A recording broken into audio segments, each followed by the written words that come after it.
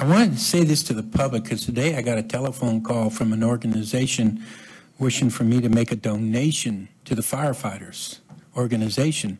And my first question was, what percent of my donation is going to go to the firefighters?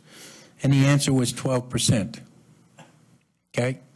And I don't think the public is aware that when you do something like that, you should ask what percent of it goes. But I know there's got to be an administrative cost, but I think 88% administrative cost is a little out of bounds here.